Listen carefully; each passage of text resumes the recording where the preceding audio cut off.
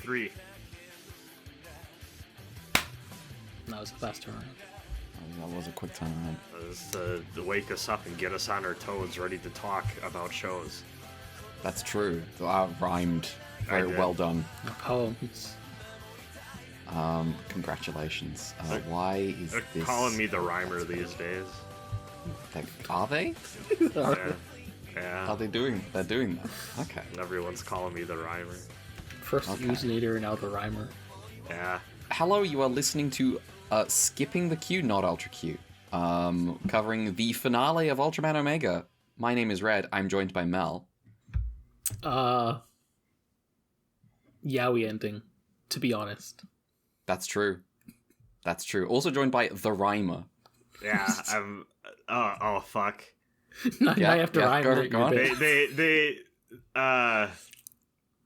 They gave us a taste of Ultraman Ace to... If it was good...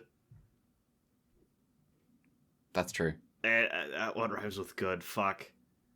And nobody... Yeah, there are trees here. There's some wood. Should. Okay. I can't rhyme anymore. I could never... I would die if my job was a court jester. I've learned this now. I see. Yeah, so we finished Ultraman Omega. First ever Ultraman to be a bad Monster of the Week show and then suddenly get good when the plot shows up. They said it couldn't be done. It finally happened. It's crazy how much they turn around what I think about Omega. Yeah. Yeah. It's weird how this kind of ended up being, I think, like, the best of these modern shows we've watched, in my own personal opinion. I think it is... It's weird, because I think it is... I do think some of the payoff they do for the last few episodes would have hit even better if that first half was doing its job more, but... Yeah. Brad, be honest. The first 2/3. Yeah, a little bit. Like, it's really episode 15, I think, where that guy shows up. Where, like, it really starts to work. Yeah. This is further cementing my opinion that good endings matter more than good beginnings, though. I mean, yes. Yes, that is definitely true to me.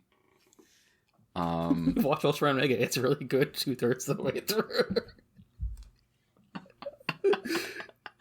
Yeah. I mean, it's quicker than Double Zeta.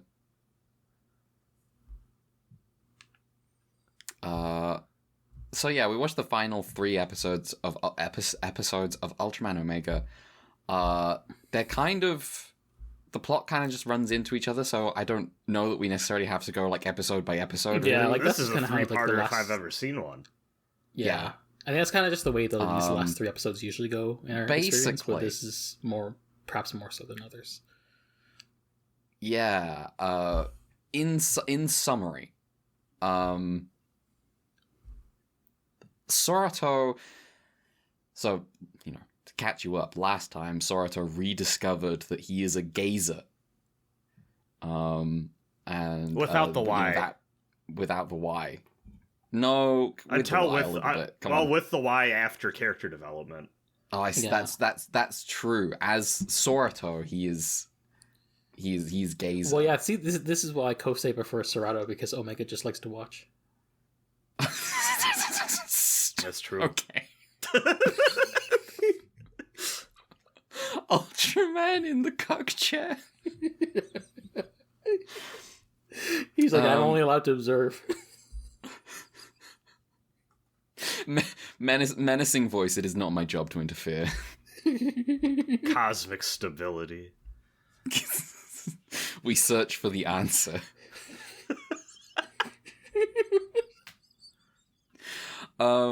So yeah, it got revealed that he's a gazer, and that means that he's an observer, and it's kind of like the Ultramen have a job, and their job is to watch the inevitable clash on, between whatever sentient life, sort of like human-ish, similar civilization develops on the planet, clash with Kaiju, who, stand-ins for the forces of nature. And so far it seems like the Gazers have never witnessed a peaceful revolution to this. It has always been that the whole thing it goes to hell. I don't even know that they've ever seen one side win. They've just seen the planet get destroyed. But it's not their job to interfere. It's their job to observe and discover the answer. And so Soroto is now dealing with the fact that the Omega, the gazer he used to be, is now awake and in him, and is like, give me back my fucking body. Give it back right now. Yeah, like Arnold in Total Recall. I I suppose that's kind of the position. I think I'm I think oh man, I've forgotten which way round it is in Total Recall. It's that he used to be an asshole, right? Yes. Okay, yeah. Which is why he's like sends a recording of himself being and laughing at, I'm taking my body back. That is, yeah. That's a good movie. It is a good movie. Omega kind of does take his body back, and Kosei has to deal with the fact that Serato is now gone, and all the humans are teaming up to fight off this one big mega evil kaiju that was developed by humanity, essentially. Because it's like the core thing, because it regenerates and stuff, and this is all part of like research that the human organizations put into to try to find out ways to beat the kaiju. And so this is like, this is a kaiju that is an expression of the human desire to not live with kaiju. And so that's why it can be the final boss of the show about having to live with the kaiju. Sometimes you just have to justify having a final boss. And the humans are not doing such a great job. And Kosei manages to reawaken Soroto within Omega. And Omega and Soroto have like this standoff with each other, and Omega's like, no, we have to. Oh yeah, I skipped a whole bit where like, when the gazers say they observe, it is not just that they observe from space. They come down and like fight kaiju for a little bit to kind of like figure out their special moves and stuff and log them down, and then go back into space. So that's their method. That's why the Ultraman creators and fans are very meticulous of documenting the Ultraman powers. Yes, they're gazers. Yeah, we are the gazers. Who gazes at the gazers? Well, it's you, the listener. Yeah, I was about to say, I think that's the listeners. I see. But gazing involves eyes. They're listening. I also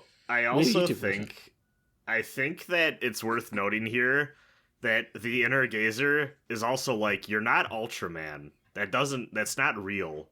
Like it's very, very against this title, which I thought was interesting. And it's like, you're Omega. Yeah.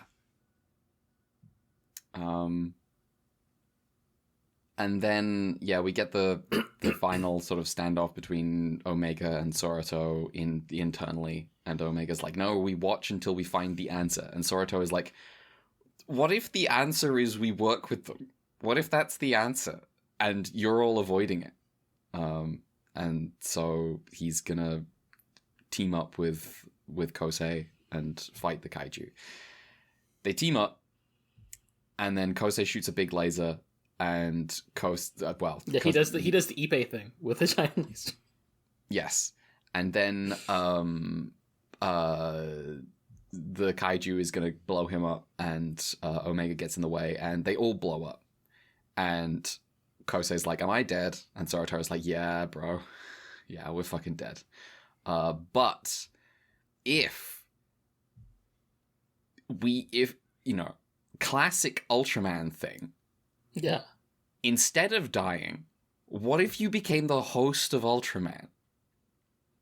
And so Kosei becomes the host of Ultraman, and Ultraman is Soroto. And I guess Omega has been obliterated from the equation. I don't know. But and then they both, we get the visual of them both transforming, and they have fused. They have Ultraman aced into one being. We just needed two men to make it good. We just needed to remove women. Now, to be fair, in this case, my first thought was this is like a Hideki scenario. Just like, what if Shin Man was like a character for the whole show until fusing with Go in the final episode kind of thing? Yes, it is. It is more that, but there was a moment where I was like, this. How do you make Ace good? You just remove the women because the Ultraman writers can't be trusted with them. It's really Which is a damn shame. It's really the thing that got me thinking of Ace specifically is the visual of them both doing the transformation sequence together. Really making it like this is a combined effort in the way that like the typical host Ultra relationship is not depicted, which was interesting. I'm like on one hand I'm happy we got this, on the other hand, boy, does this feel like it's making up for some lost potential from the past. Very funny. It was cool though. And also the kaiju are there, worth noting. Yes. So there was another part of this where like, because I was making cold shots last time. I was frankly, I felt like I was on a roll. I had called like the whole fucking arc of this show. I still not that way. I still mostly have, but though they pulled out some surprises at the end here that I was like, that's cool. But one thing I called out, I was like, well, obviously Kosei is going to be the thing because he's the symbol of the cooperation between humans and kaiju. And no, he was not. He was not. The kaiju returned to Omega as soon as Omega took back the body. We're not taking that route, which I'm kind of pleased with because I felt like that was going to be kind of cheap. But see, I did kind of think though that part of the reason he's like using them the way he is because Kosei is in there. Yeah, I mean, yes, we get the Omega team up with the kaiju after. So yeah, I guess we do have some of that in the end. Remember when Blazer had the dad cross Spacian beam, even though Gento never interacted with his child? Wait, sorry, could you repeat that again? The Gento had the bracelet Spacian beam. Oh, yes, sorry. You said dad Spacian beam and I thought of Ultraman Rising. Yeah, same. I'm not gonna lie. Well, yeah, because that was what did it good. Because that was the one about dads. Yeah, the Blazer, the Divorcian beam the Divorcian beam is special to me. What did Arc even stupid have? Reasons. I guess Arc had I'm going around the world. Yeah, the beam Arc around had the the world. going around the world thing. What Arc ultimately had was they had a guy who was in love with another guy, and the other guy was like, "I love all you guys." Xenoblade 2 voice. Also, I'm leaving. Also, I'm gone now. The movie will be set in the past. No movie this time. Yeah, which I found out a lot. Actually, I found out like on really short notice, which is why I had to go really double time to make this order for this. So, yeah, and then right at the end here, Omega defeats the Kaiju. And Kosei transforms back, and he's left with the little pendant thing, that the transforming thing, and Sorato's in there, and then that's we what get they call it, the beta capsule. That's why they call it the beta capsule. It's the Omega. Come on. True. Oh no, he's not Omega. Sorry. He's Sorato. Omega's the other guy. That's right. Exactly. We do end on what is maybe the most comical Surf Dracula ending, complete with them running towards the camera, freeze frame, cut to credits, and I lost it. It's so fucking funny. And honestly, they do a pretty good job deserving it. Like I like the ending, but the final sequence is literally them being like, "Oh, it looks like we're in an Ultraman status quo now," and then they both run towards the screen together. It looks like we are joining the some kind of search science patrol part. I hadn't actually considered that a Surf Dracula could be good, and so here we are. Omega was made to prove people wrong. The episodic part sucks. I guess if you start the premise from the baseline of the premise of this show is the Surf Dracula-ing, and this is like a yearly franchise, then it helps. As opposed to like the Netflix reboot of a long dead thing, and is like, oh well. Yeah. Wow. Of course, if this was an American show, it'd be bad. Thing Japan. Thing Japan. I do think there's definitely because I feel like a lot of the time Surf Dracula are people prying open a coconut, trying to find every last bit of milk that's inside, whereas this feels like a reconsideration of the past, or like what we've done before. There's definitely a different tone to it. Like, they're not trying to scrape every bit of, like, humanity and storytelling potential out of something. They're like, hey, what does this actually, like, mean and could look like in a 2025 to 2026 TV show? Which I think is good and works out for them pretty well. Yeah. I really like this ending. I basically like the whole back third of this show a lot. Yeah. I think it's a really good Ultraman. I think it's weird it took them that long to get going. But I think once they got going, it's good. And I like the whole last 3 episode arc here. I think the Sorato Omega like internal conflict stuff is very well done. go for it. Effects. I like the effects they do for that.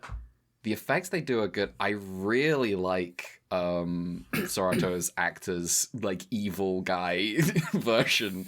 I think I mentioned it last time. The way he just turned that on and was like, the Ganessians killed themselves. They got what was coming to them. I think it's good. Big fan. Yeah, I like the like fucking he's like staring at himself in like the shadow in like his mind palace where you have like the Sorato juxtaposed against like the line of glowing guys, and then he turns or something. Mm-hmm. I don't know if you know the shot I'm talking about. It's hard to describe because it's a visual. I do know. It's one that they keep going for. It's the one where it's showing that he's just one of many gazers, and they keep like switching out to show like that he belongs among this long line of identical guys, and instead, he's feeling the oppression of that because he's like, no, I am not a number, I'm a free man. The prisoner. Yes. I got that reference. Yes. That's who it was for. Free thinkers when they fight kaiju. Yeah. Also, Uda knew. What was that, sorry? The professor. She knew. She did know. There was a brief moment where Kosei was talking to... I've already forgotten her name. Ayano? Ayami? Ayami? Yeah. Where it seemed like he was implying that she doesn't know. And I was like, what do you know? No, don't do this to me. She did know. I was losing it for a second. Yeah, because in the penultimate episode, Uda does approach Kosei's like, okay, what happened to Serato / Ultraman? Come on, let's stop beating around the bush. Come on, tell us the deal. I don't know. Where do we start? I mean, I guess we have started, but I don't know. Where do we start? We say 21 minutes into.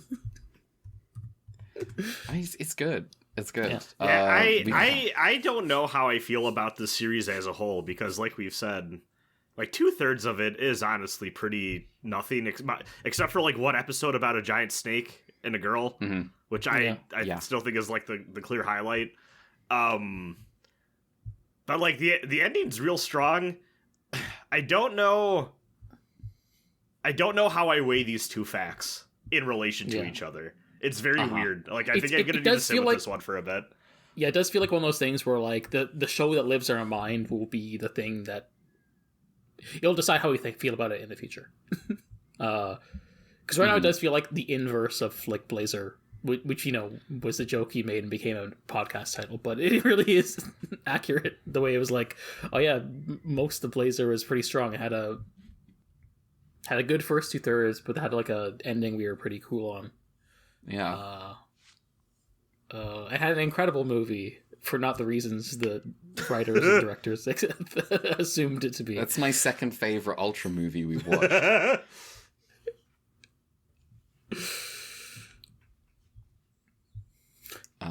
Yeah.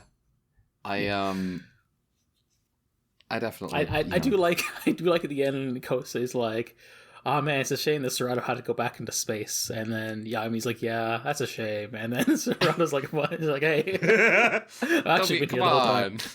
Come on, I'm just a little guy here. I like that scene a lot because that was the scene where I finally realized, like, oh, I finally do actually like this guy after watching the vast majority of the show and just finding him really bland as a protagonist. Yeah, I really wish we got some of this stuff seeded earlier because it is actually interesting when they get to it. But I think that a lot of this show is him stumbling around with amnesia, and I really think they're trying to do the thing where it's like, oh, he's learning to like relate to the human experience and see what humans are all about. So like it cares about the stuff that comes after. I just don't think they're very good at doing that. Like I think they're really good at making Kosei seem like a cool dude, but everything else kind of beyond that, I feel like they kind of struggled with a little bit. But yeah. I have not been so down on Serato. So I've just liked Serato and Kosei for most of the show, really. Which, I couldn't really tell you why. I like that the Ultraman Wiki for the final episode of Omega has a trigger tag that says death and then parentheses temporary. Thank you. That's very Thank you, Ultra Wiki. It's very temporary. It is very temporary. They go into the past, and Kosei's like looking at himself out for a run, and he's like, fuck, am I dead? so that's what death is in Ultraman Omega, is you get to watch your own life, which sounds like hell. Yeah, instead of getting Ultraman blowjob angle. Well, yes.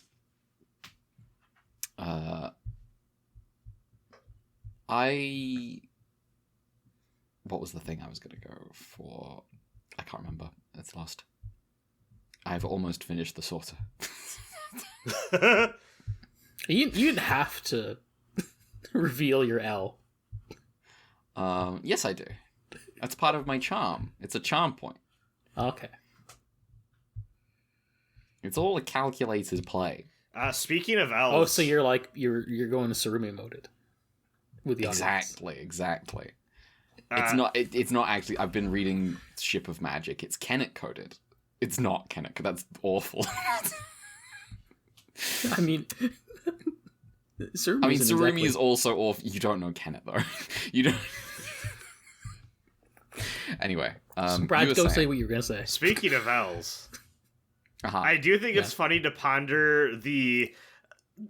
Honestly, something I thought that would be tied in way more to the ending arc than it actually did.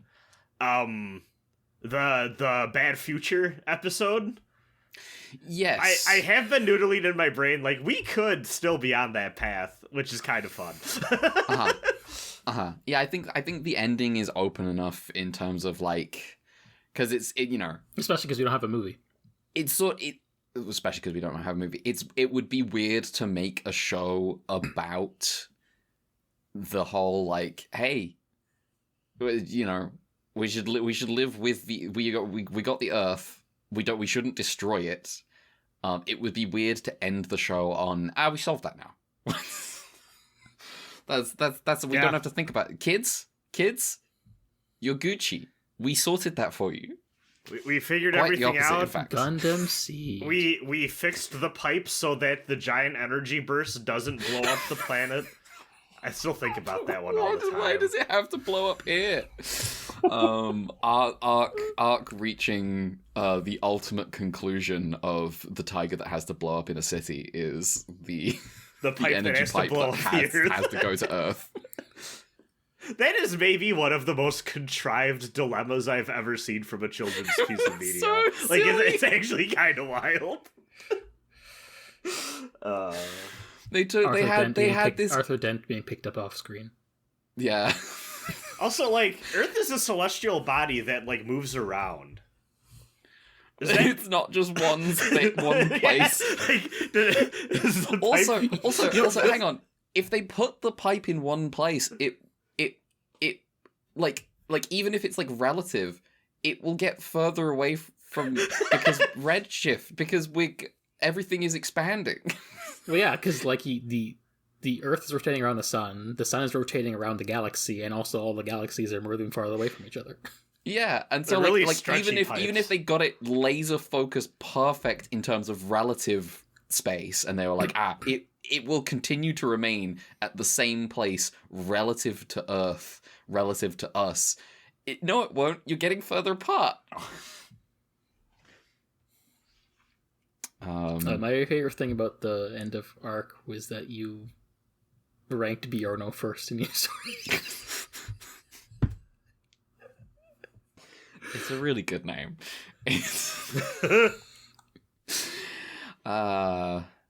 Espion. I'm gonna get pizza tonight.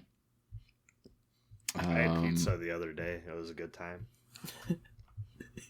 Yesterday, I got recommended. What else is there to Omega about? Putting this in the chat. Yesterday, I don't know. Yesterday, I was recommended this video that was like, rice with eggs is better than pizza. I cook it almost every day, and a comment was like, I would strongly recommend trying a new pizza place.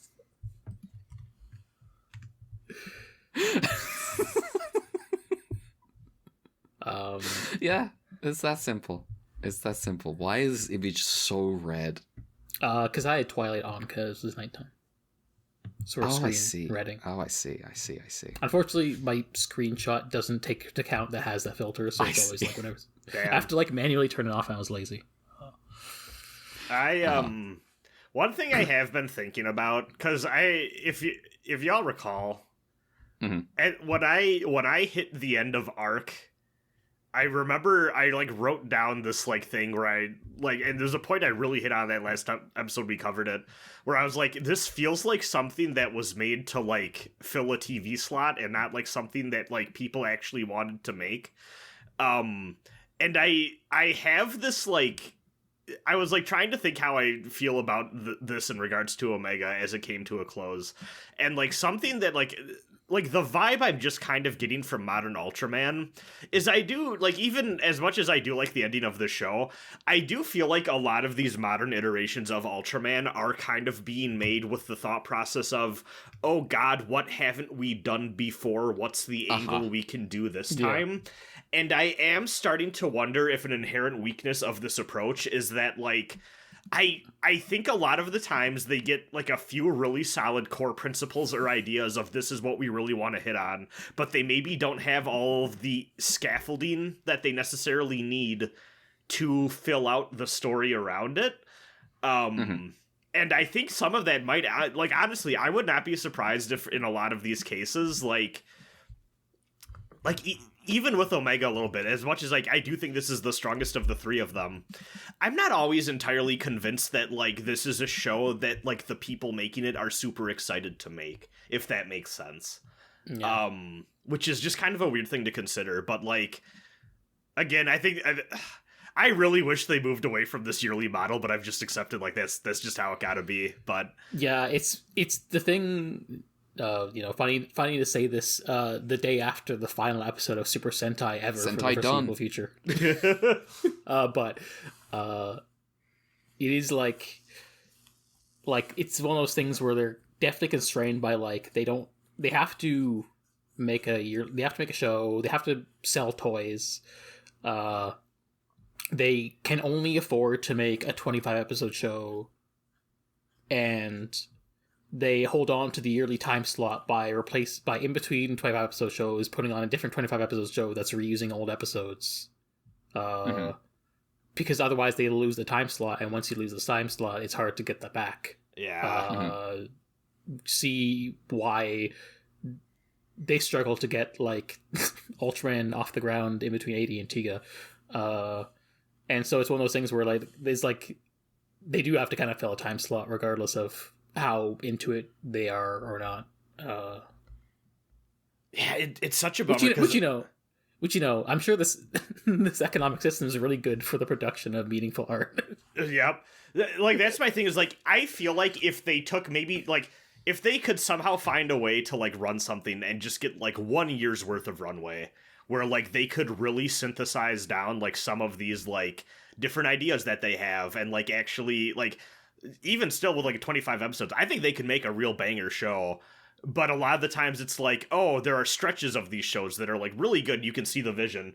And then a lot of other times where it's like, oh, it kind of feels like they're filling for time, or like they're going back to the well of like, what's a typical Ultraman episode look like? And, you know, trying to make it work as best they can.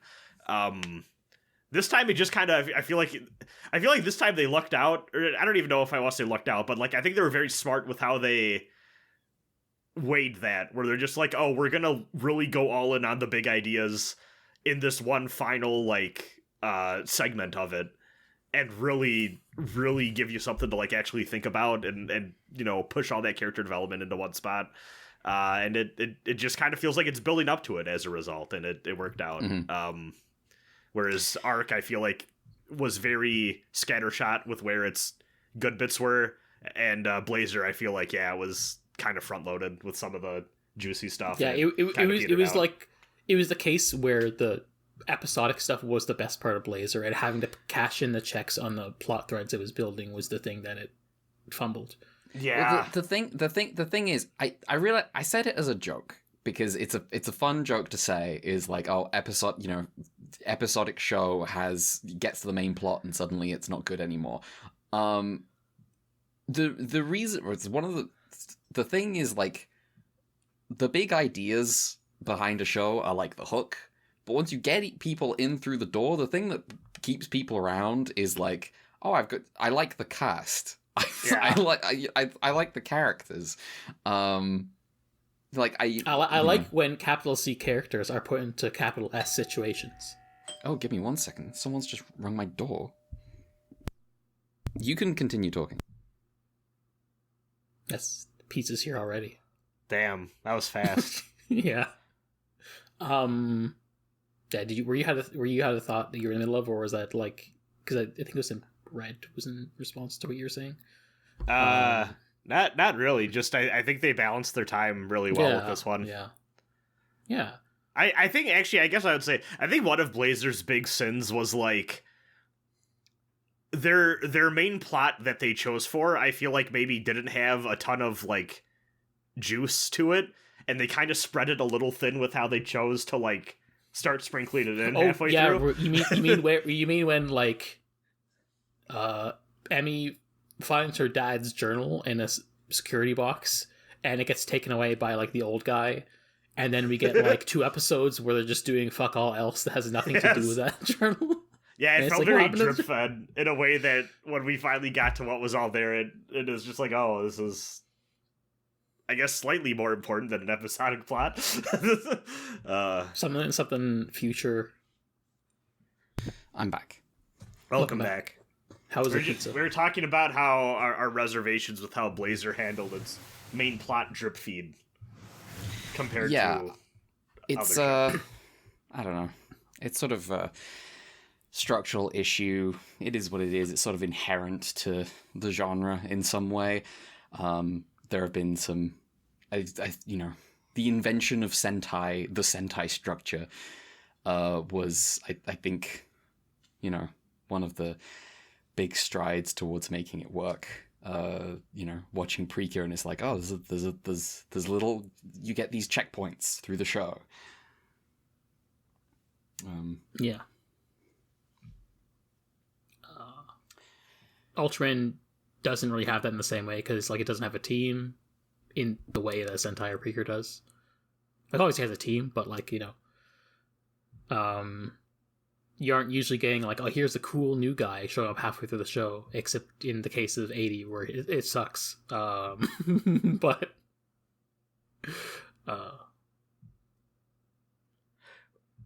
correct me if I'm wrong, wasn't one of the big things like when that first Kamen Rider came back, it was, I always forget, is it Kuga or Agito? Yeah, Kuga, yes.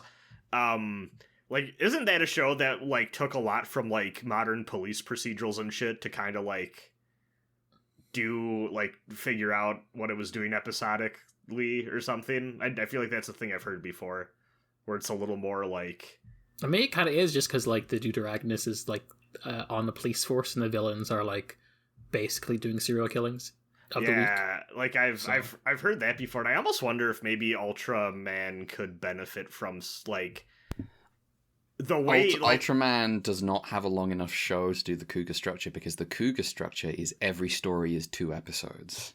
Oh, I see. Well, I guess more so just like like you said, because it doesn't really have that like same sort of group ensemble dynamic in the same way. I almost wonder if it would benefit more from taking a look at other genres that are big and popular, and maybe seeing like how can we like kind of explore and experiment a little bit to find a structure that works more to like the kind of like one main guy and then his friends setup that they got going on. I mean, that's the secret to saving a genre, is introduce a new genre to it. Yeah. And then inevitably you get purists who are very defensive. But it feels like, for instance, you could do something where like the defense team has like the appeal of like a Star Trek bridge crew, but they don't necessarily do that, for instance. Ultraman but Star Trek is would be interesting. I mean, they have enough aliens for it, is the thing. They do. And they have more cool designs than like here's a guy with like some things on his face. No, but you need that so that they can be characters who express emotions. Well, as we established, Ultraman doesn't do that. Ultraman doesn't do that. As we have established, that's not what Ultraman is for. I mean, you could like have a way to have like a Metron about, I'm sure, but like it is like you do lose something if you don't have a human phrase. On the one hand, you lose. On the other hand, Ultraman can do incredible scenes like Dan sitting down with with the ridiculous guy in a suit to chat. Which is not something that Star Trek really does. And get Ultraman, the Wrath of Baltan. The Wrath of Baltan. I mean, that's, yeah. I just, there's The search for definitely Seven.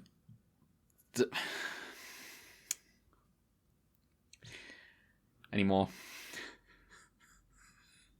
I don't know what the fourth Any one more? is called. Any more from the class? I don't, as we've established, my knowledge of Star Trek is very limited. I think the rest of the titles don't have nouns in them like that.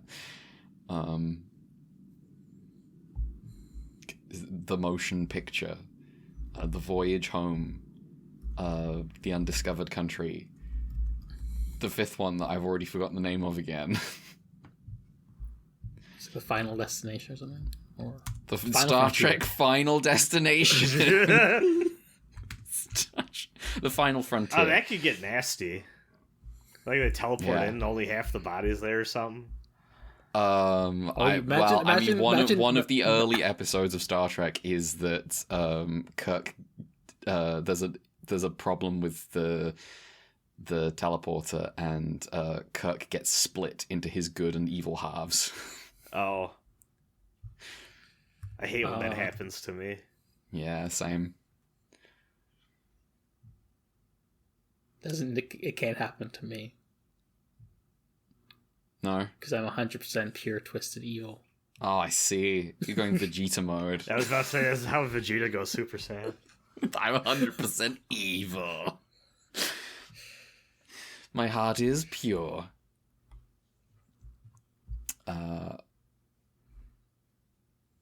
Is there anything more to say about Ultraman Omega? I don't think so. It is a might bit of not a shame be. that there isn't as much to say about the two women on the team. They get one brief moment where I was like, whoa. One moment of student teacher Yuri, very briefly. Oh yeah, and then it was gone. And the moment she was like, gone, "Don't it worry." was over. She's like, "Oh man, I pestered my professor for her number," and she was like, "Well, I didn't want to be your friend. Don't worry about it." Yeah, I was like, "Whoa, okay, go on." More about that? No, it's gone. It's gone.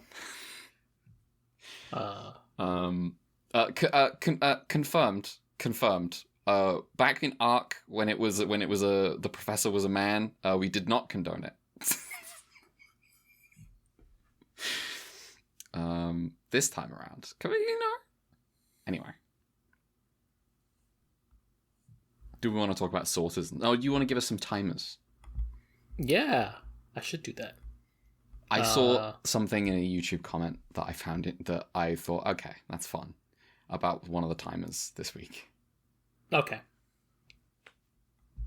Also, don't forget, I have the roundup for the Capsule Countdown this time.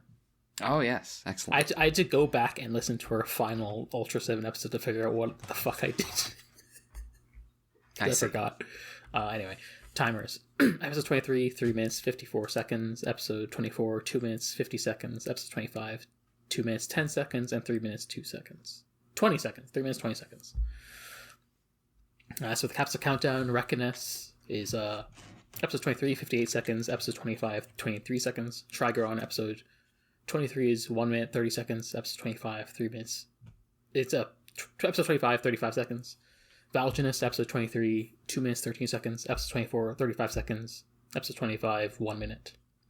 Now for the roundup, where I go through all of the ranking, all the timings so far, and figure out which one is the most jobber.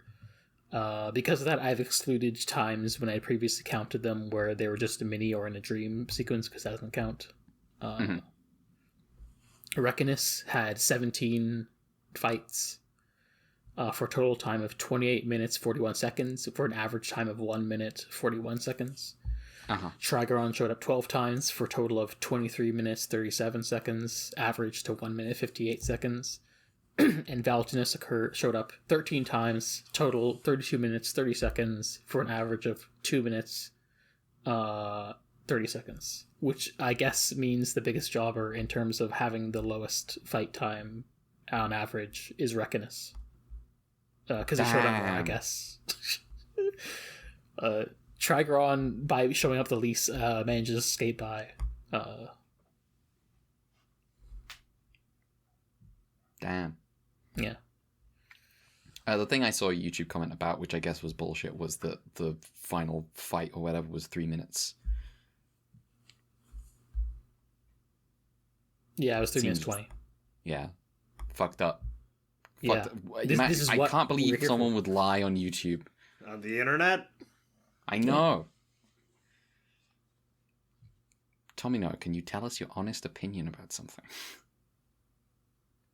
Nah. In this interview, into this microphone, please. Which came first, G-Rekka or Turne? He flips a coin. Yeah. Did you have any more of that stuff, Mel? No, Or is that? that's that. That's that. Okay. Do we have some sources? I should hope so. I'm done. I'm done. Let me What are we open- doing? Let me open up mine. Is I it got bottom of 3, mine top right. 10? Bottom Yeah, 3, we can do top. that. Yeah, sure. My 30th, going down to 32. My 30th is Valjaness. My 30th is Ultraman Omega. Wow. What the fuck? This is he's a good okay. Ultraman. Eh. Okay. My 30th is Gabara. Damn. Not a Gabara fan. Mine's at 27 for Gabara, so. Yeah, actually same. 27 for Gabara for me as well. My 31st is El Degimera. Did not like.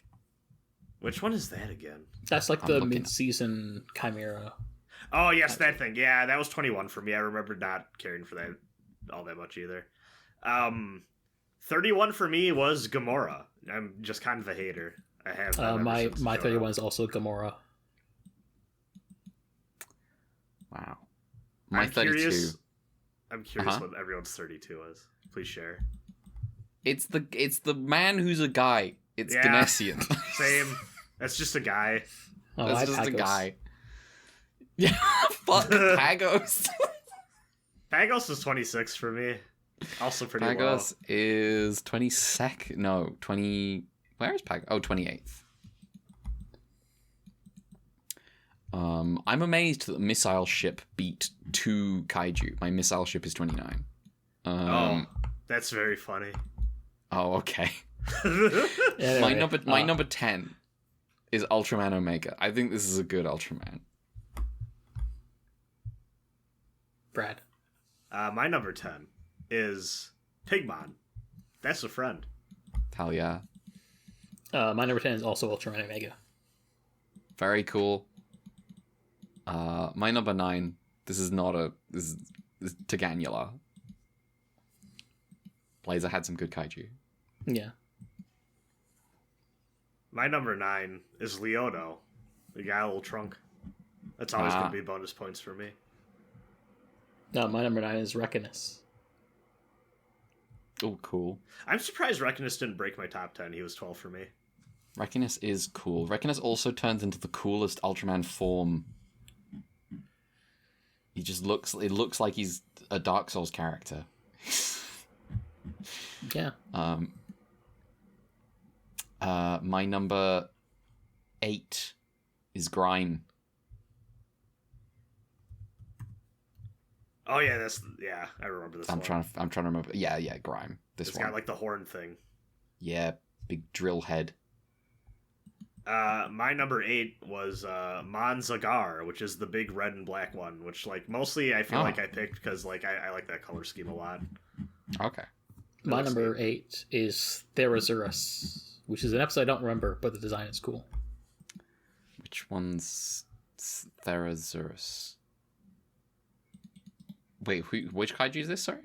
It's from episode 4. It was like the It's got long big claw dinosaur. big meaty claws. Oh, yeah. That was an early one. It's cool. My number... That was 8, right? My number 7, Reckonus. I like Reckonus. My number 7 was Tagannular. It's a cool kaiju. My number 7 was El de Chimera. That was kind of neat. Oh. My one's so low. My number 6, Gedos. Which is again? which one is Gedos? I'm looking up. This is kind of just fish dinosaur, but I like the design. Yeah, it was the guy it was the guy got filleted by Blazer in the second episode. Oh. You know, I think this would have ranked higher for me if I had noticed like it has like a weird fake mouth on its neck. Oh, you know, it's gills. That's what it is. It's gills. Yeah. I'm looking. That's cool. Yeah. I ranked this pretty. This was only 19 for me, but honestly, I like this a little bit more than I thought I did. Seen it bigger. Which one are we on? 7, 6, 6. We're on 6. My 6 is Missile Ship, which honestly I feel like I like more the concept of than the actual design. But I do think it's kind of neat how they got kaiju hunting hatred drones in the future that fire missiles. Yeah. Is the official name of it just Missile Ship? Because that's honestly very funny. Yeah. That's all I could get on the wiki, so. That's pretty good. It should be named after, like, one of the old Ultraman craft. Like, the old, like a Science Patrol jet or something. Anyway. Number 5. Ohebinushi no I Mikoto. haven't done my 6 yet. Oh, I'm stupid. You do your 6. My 6 is Zomura, which is like the kaiju from the final boss. That's a cool one. Yeah, it's cool. My number 5, Ohebinushi no Mikoto. The big snake. Yeah. My number 5, Vugsect. That's a good bug. That is a good bug. It shows up only in like the prologue of episode 1, but it's cool. Matt. I was like, oh, what is this thing? Oh, well, that's what it is. Yeah. I discovered it when making this order. Number 5 is Valginus. It's a neat, nifty bird, I think.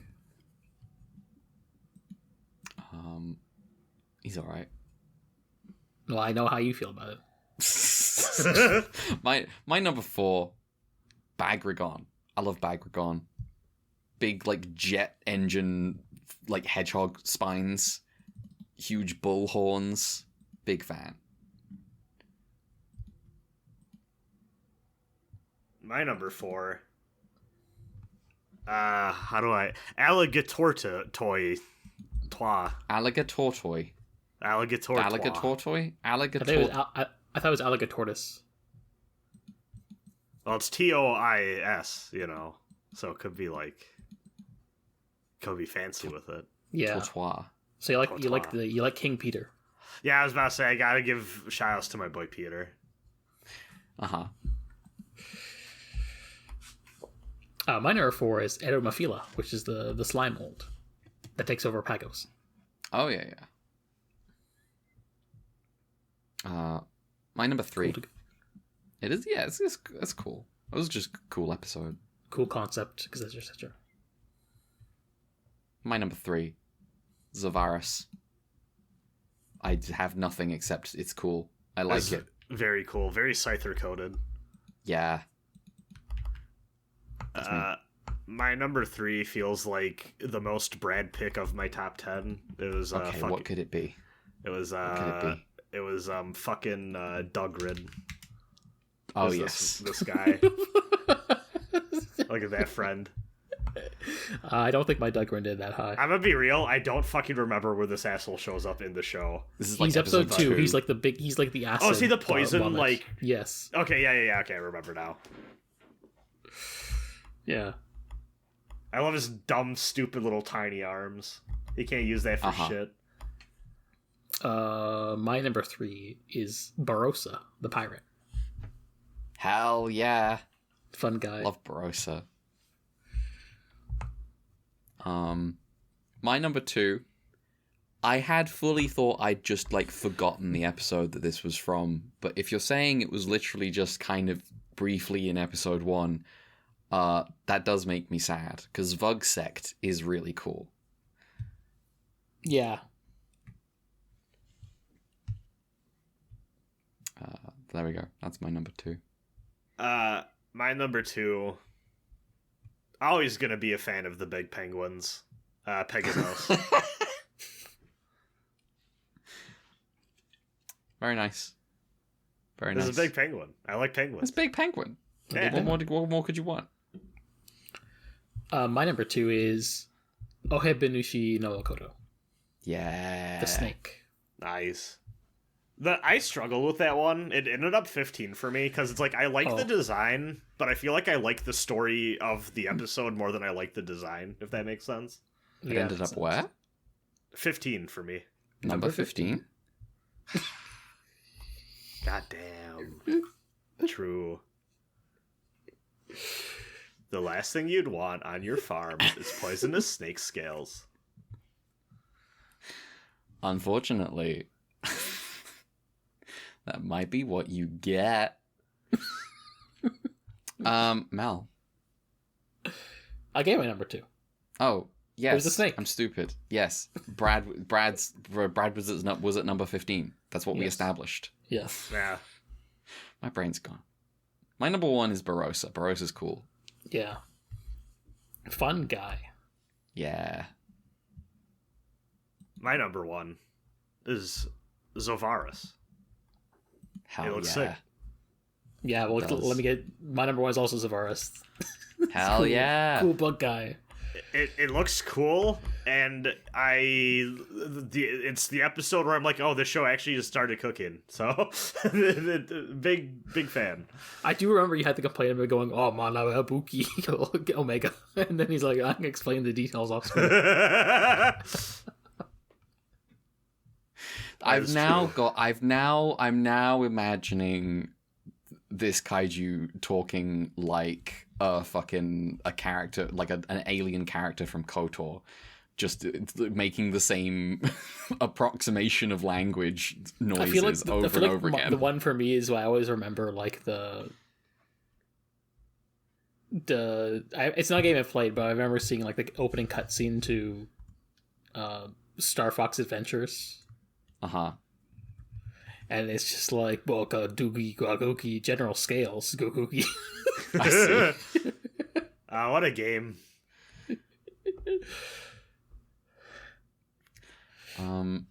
It dares Wow. to ask, what if the cast of Star Fox was British? Damn. That's... I wouldn't do that. British Star Fox. Yeah, that's what the game is. Wow. Because Would you like it's to a know rare game. Would you like to know what was delivered when someone rang my doorbell? Yes. Was Was it Bjorno's Pizza? No, it was not Bjorno's Pizza. It was some Maison Ikoku volumes from the collection, the Rumiko Takahashi special collection version. It's very nice. Nice.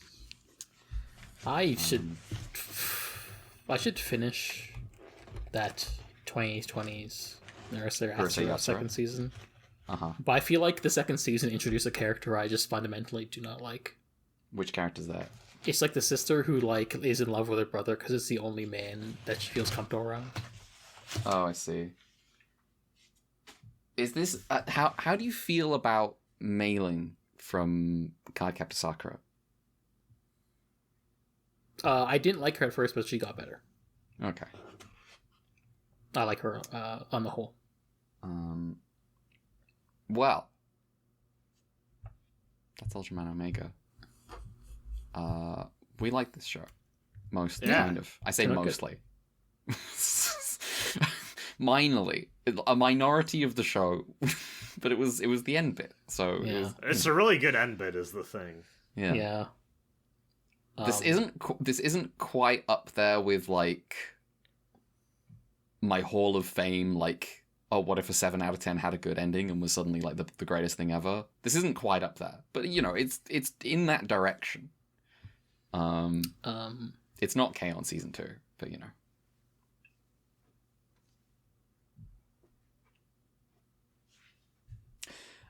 Do we have any emails about Omega? We have several. Oh shit, go for it. Okay. First one is from Mothra Fanboy. Note that Mothra Fanboy also did send one about 80, like a few days after, and so we will see how much time we have to talk about on the main pod, but we'll see. Okay. But yeah, Mothra Fanboy, Omega, final thoughts. Omega's done. I don't have much to say about the ending of the show, but the last 3 episodes were incredible. Kosei's breakdown to Serato in episode 24 was some incredible acting, so shout out to Kosei's actor. Zoma's a pretty cool final kaiju, and I really like the ending of the show and how everything wraps up. Not much to say for me. Not much more for me to say. Glad I'm coming out of this, not thinking it's the worst Ultraman, but still ridiculous it took until episode 18 to get good. It's funny we did kind of land on this opinion together. What member of KSCT are you inviting to the party? Also, can you do skip from ARC? Because I forgot to ask which member you want to invite. Oh yeah, RPG party. Sorry. What was the question? Which members from the teams from ARC and Omega are we inviting to the RPG party? From ARC and Omega. Well, is it an easy RPG or is it a hard RPG? Do I actually have to think about party composition in this RPG? I mean, I'm just not thinking about it. I'm just thinking who's cool. I'm getting Kosei because he's got summoner powers. And I'm getting Shu because he's like the one person with a personality in that team, and also he can shoot good with his gun. You're forgetting UP. I don't think Brad would accept the UP onto the team. I'm inviting everyone except for UP. And they'll be like, I think someone forgot to invite me, and I'll go, no. Damn. You can work in the office alone. Don't worry, we're not hanging out on Everyone Hates You Island. I'm inviting Kosei. I'm inviting Shu. I'm inviting Sarato, I guess, as well. I don't remember the main guy's name in ARC. Yuma. What's his Yuma? I guess I'm inviting Yuma That's all because he's an Ultraman. He's got Ultraman powers, and I will win the video game. I feel like I would invite Shu. Keep in mind that I'm assuming they're keeping tabs of every other guy we invited. So who the hell have I invited before? I don't know. Oh wait, hold on. Is this RPG party or is this the dinner party? I don't know. Because I remember we got the question and we invited the slalom guy from Leo. I do not remember this question. I'm gonna be real with you. Neither do I. You know what? This is fine. It's funnier this way. I'm inviting Shu, and then I'm also going to invite Ayu, if only because I feel like, maybe she'll get more to do here than in her actual show. My answer remains the same regardless of whether it's an RPG or a dinner party. They said they're saving the Kaiju question for the movie, but also we're not getting a movie. We're not getting a movie. It ended too hard. Well, I think my understanding is that they're because the 60th anniversary, they want to use the budget for other projects. They've announced they're doing a new Ultraman Zero movie, for instance, of one of many projects. So that's fine. You don't always need a movie. You can. This show ends strong. I don't think I need it. I did almost feel I think the show does end in a way where it's better without a movie anyway. So yeah, for sure. And I mean, we all know how we feel about the ARC movie, so. But what if we got another Blazer movie? I mean, we can't. The source isn't there. We just don't have as a guy that we can hate like Gento. Yeah, Gento's specific circumstances are what make the movie what it is. And you wouldn't have that without the first 25 episodes of Blazer. Love that scumbag. Anyway. Mothra Fanboys rankings as of Omega, and we'll see their AD ranking later. From worst to best, 10 Ace, 9 66, 8 Omega, 7 Arc, which they say that they liked more than we did, 6 Taro, 5 the anime, 4 Leo, 3 Q, 2 Return, 1 7. Thank you for your email. Thank you for your email. Thank you for your email. More emails.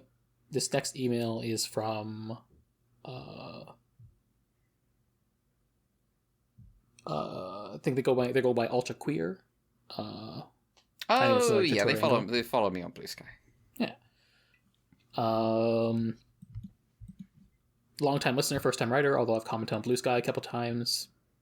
I found Omega frustrating all the way through, outside of a few highlights like episode 5, the Toku Kid episode, and the Barossa episode. Shout out to Red for catching out how they took a Star Trek plot. I'm watching through 2S at the moment with my boyfriend, and I had a very cute. I had a very cute, ultra cute alien Kanan moment. The moment we hit that one recently. Oh, that's funny. But like Brad, just did not vibe with the humor I saw a few episodes. With a big but, though I was really pleasantly surprised by the final stretch. One of my favorite aspects of Shin is the divide between Ultraman and Zoffy in that flick, and how much Ultras would interfere with humanity, and see that brought into a show and be mostly internal conflict was just cool. Still kind of overall on the show, but one of the more engaging finales I've seen so far. Also, the way they lit Omega when he wasn't Serrato was surprisingly sinister for the tone shift of the show. Yeah.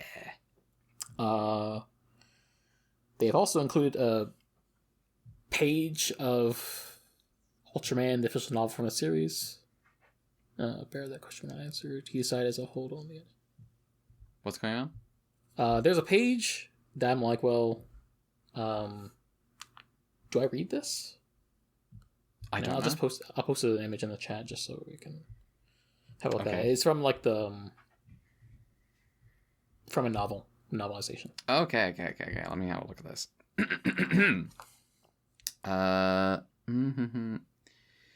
Okay.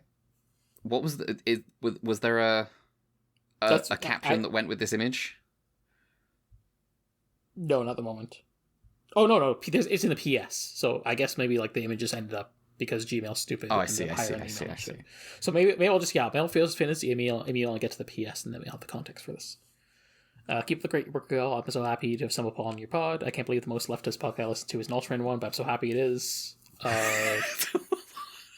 That's pretty funny. Thank you, but also go listen to other leftist podcasts if you can. I don't want an Ultraman podcast to be your only source of flipping education. Honestly, there's something going wrong if I'm the firebrand in your life. I shouldn't be that. Brad assumed it was him. Well, like all of us. Collectively. I see. I understand. We all make a whole, like Ultraman and Omega at the end of the show. Ah, that's true. When we podcast, that's like fusing into Ultraman. I understand. I also like that's how why it's an halfway through that Ultraman answer, podcast. I went from, I think it's funny that we are the most leftist thing that's being listened to, and then I thought like 2 seconds about that, and I was like, oh no. we got to get more in there. I think I do a good job on. There's a lot of good ones out there. You just gotta search around. Yeah. To be honest, I don't listen to many leftist podcasts. I don't listen to many podcasts. I listen to so many. I know. I can't live that. I can't live the podcast life. Go listen to Mark's Madness. Yet you have a podcast. Curious. I know. It's interesting. When I open a podcast episode and it's like 4 hours long, I'm like, kill me. I'm like, that's half a workday. Let's go. I'm like that too, but for different reasons than Red, which is to say that like, oh no, I have a 4-hour podcast, and I have like all these other podcasts in the playlist I also have to listen to. Okay, now that problem I do not have, but do you know? Have I explained how I listen to podcasts on this not on podcast? microphone, but I know about it, and it's unhinged. I don't think I have heard this before. I download files directly and I play them in VLC on my phone. What the fuck? Why? I don't know. I don't need a podcast app. I'm good. It's so much easier. It's so convenient and nice. It is. It really is. I don't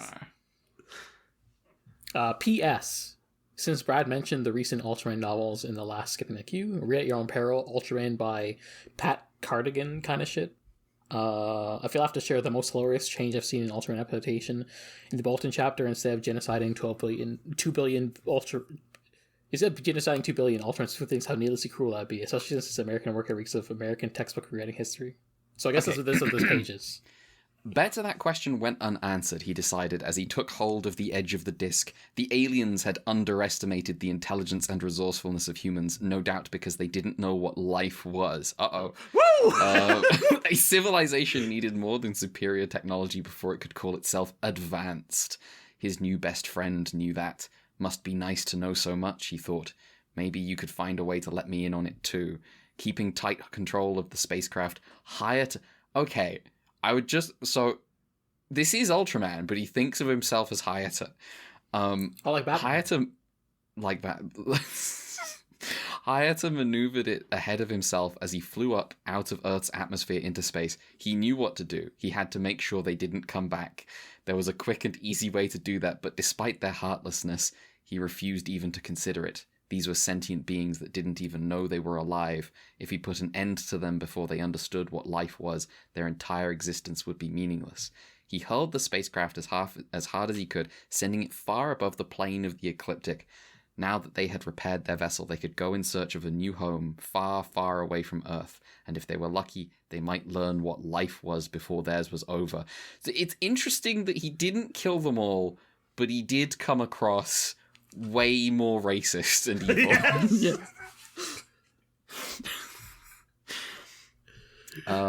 That's Okay. crazy. Well, thank you for this. Thank you for your email. Thank you for your Thank email. you for your email. This is wild. They didn't know what life was. That's It's a real good start. This is like the way that like Western imperialist like military guys talk about like, well, those Orientals just don't value life the way that we in the West do, and so it's okay. Uh-huh. That's why they do like wave tactics. Yeah. Yes, exactly. Pay Do no we have any mind more to emails? like the fact they resist a rule of them because they value their lives. But Yeah. anyway, Do we have any more emails? yes, a few more. Next is from Katia. Regarding whether a parasite fungus kaiju sent out to float in space would have any chance of landing on another planet causing them problems, basically no, not at all. Space is big, like a lot. Technically the chance is not zero, but the chance of it hitting literally anything at all for the rest of time between now and the heat death of the universe would be like the chance of getting a hole in one with your eyes closed while standing on the back of an F1 driving past the golf course. Thank you very much. That would be hard. I could I'm do it. vindicated. I can do Shut the fuck up. No problem. Hand me the golf club. Anyway, that's really all I wanted to say. I'm at Omega episode 17. It's nice and fun so far. I always scratch my head when I see people debate its plot. I'm here for 20 minutes at a time. I have a hot guy with a floppy hair getting his shoulders out and getting being cute, and so far I've yet to be let down. Aha, I see. So, the simple things in life. True. You should read Golden Kamuy. It's maybe a different vibe. Yeah. Anyway. Thank you for your email.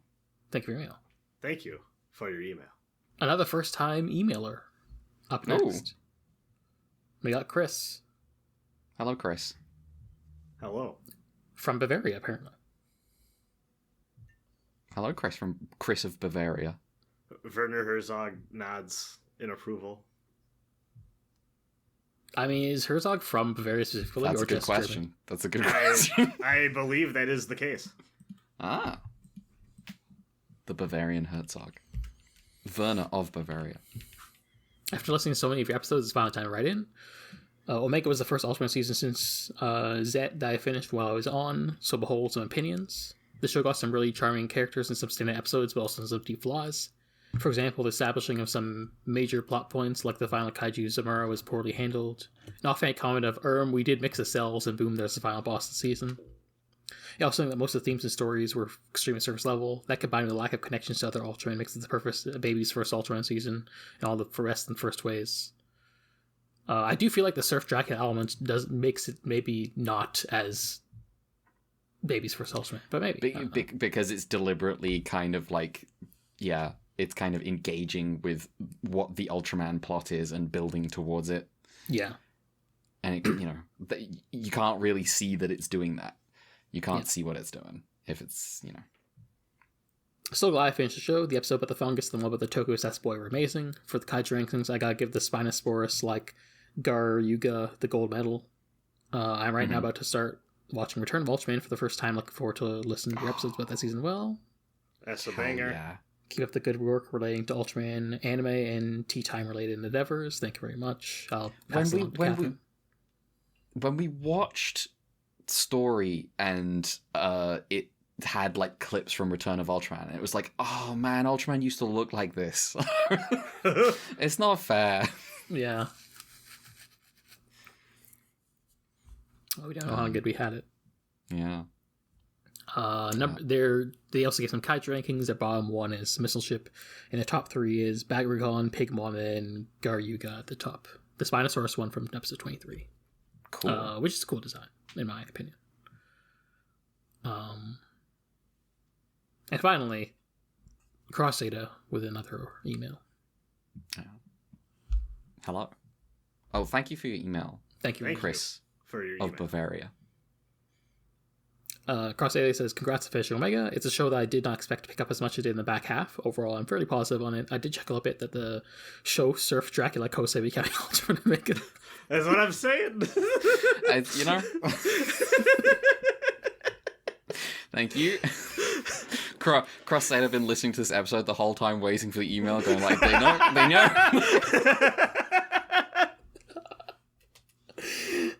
I like the cast in the whole better than the cast of Arc. That's not hard. I did get tricked into thinking there was going to be a movie from the commercials, but it turns out to be advertising where and when to watch it on TV. So yeah. I was going to send a longer email. Oh, go ahead. Sorry, I thought you were done.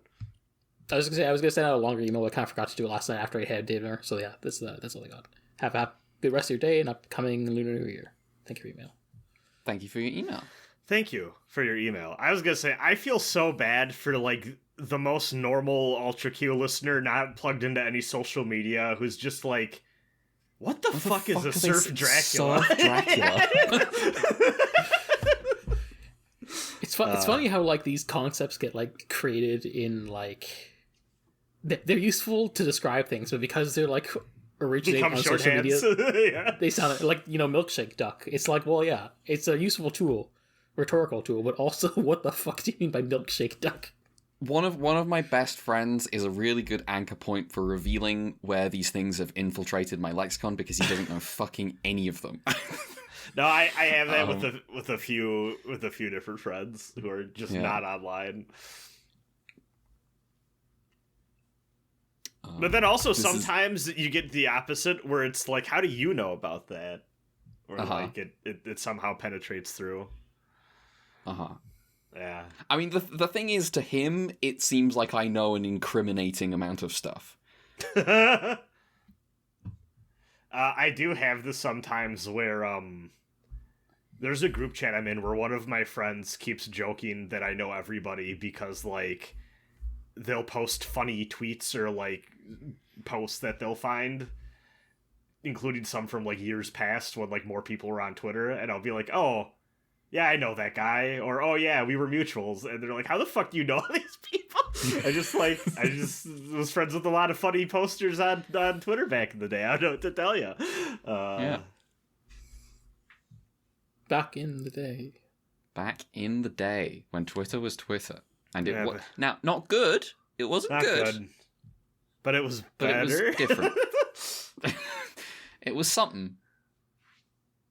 Whenever I hear the phrase "back in the day," I just think to the second Eureka 7 over. Back in the days. I needed to get back to my rewatch of that. That show's good. It's really good. Show. That show's fucking good.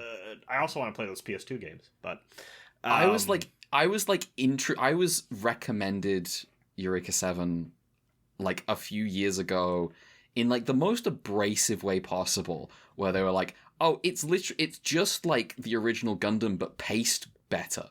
And I was like, I want to kill you through the screen as this was said to me. I was like, stop this. Stop it.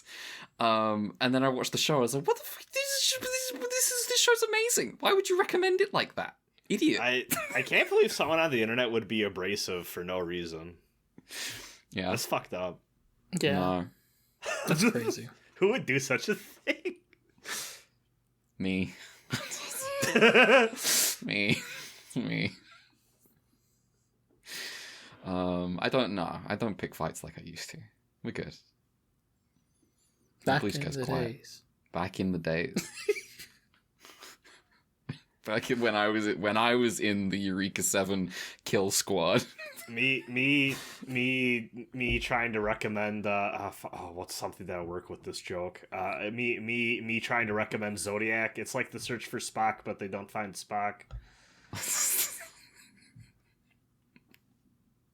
This podcast is over. Is this anything? This podcast is over. We have a whole entire other podcast to record, so we should probably posey on out.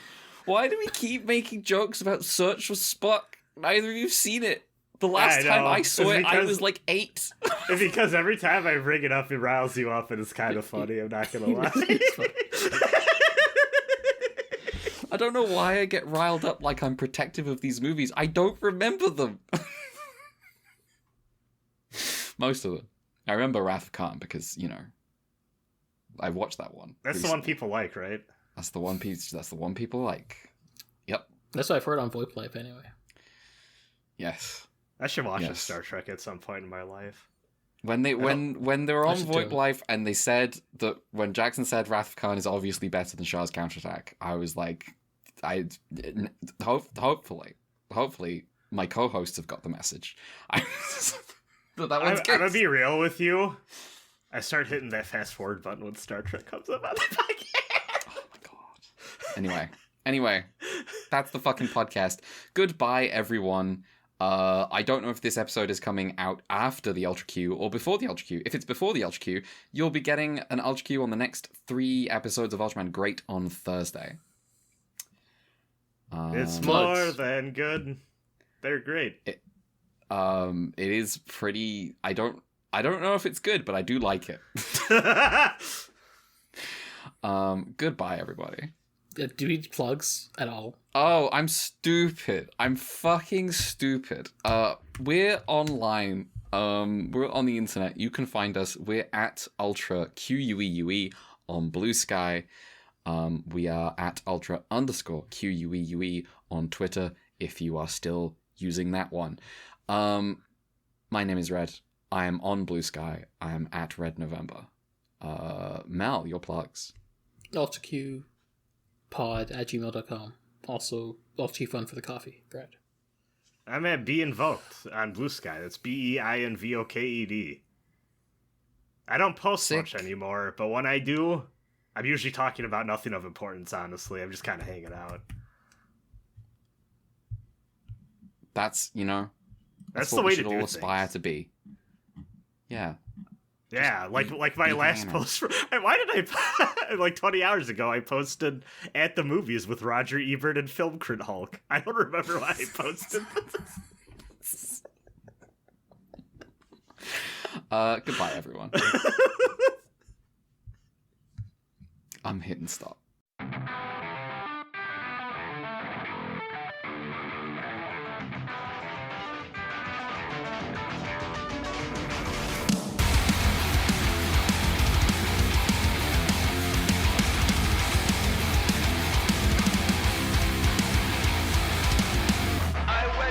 So wake up the passion, cut those shell, Himalaya action.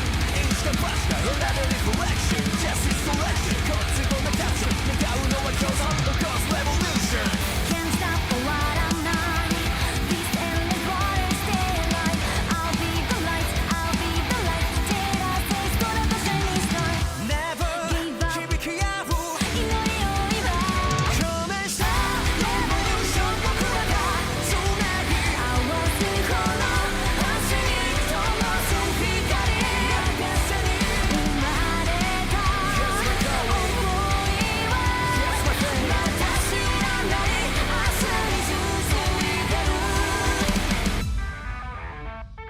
眺めているだけでよかったのに遥か遠い月の裏側でそう存在の理由を探せの One 曖昧なままでも Never gonna stop 揺るがないファクト綺麗なままから Go 君ならもうどうつけてから Go なら Run Can't stop 終わらない This endless water stay alive I'll be the light I'll be the light Did I say star of the shining star Never Give up 響き合う祈りを今表明した Revolution 僕らがつなぎ合わすこの星に灯す光渚に生まれた想いは Yes my friend また知らない明日に続いてる